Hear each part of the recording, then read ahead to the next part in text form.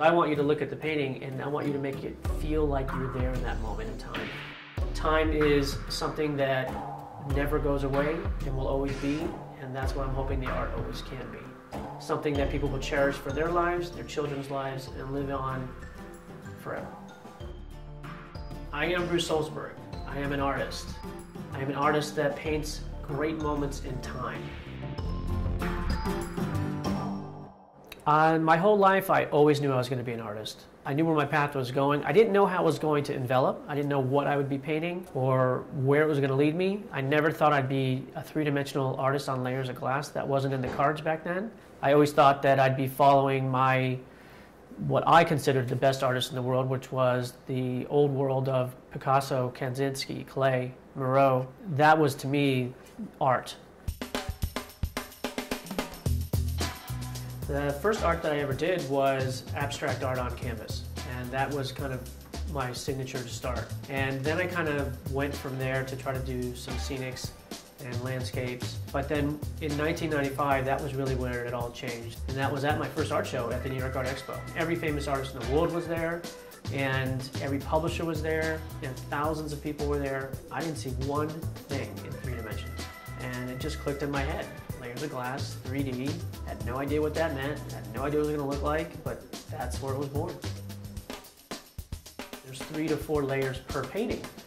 For instance, on the Rafa, there's 3. So you've got Rafa in the first plate, second plate's the ball, and the third plate's the crowd.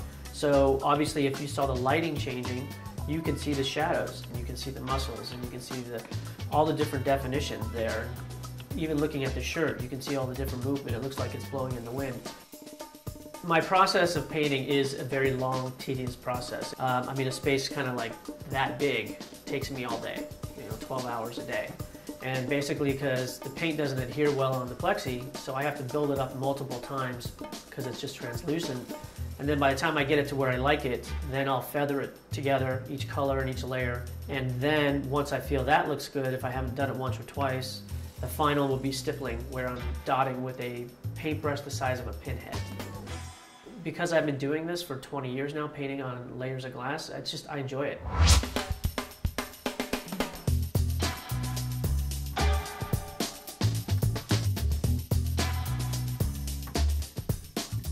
The significance of the Rafael Nadal painting, which is titled Vamos, is it actually glorifies his 9th victory at the French Open in 2014.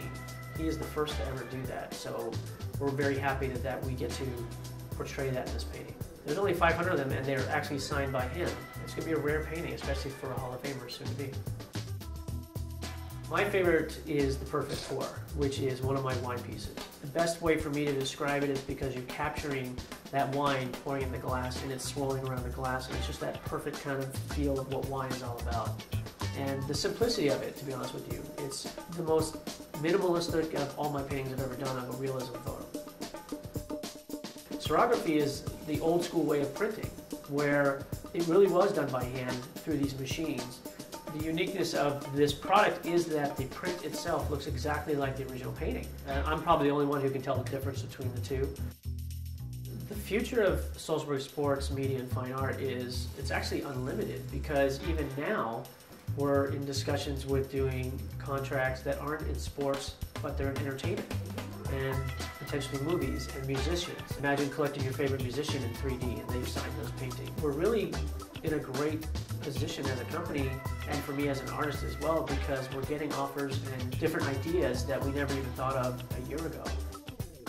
I guess expressing who you are as a person, it comes out through your art. I mean, everything that I am as an artist, you see it.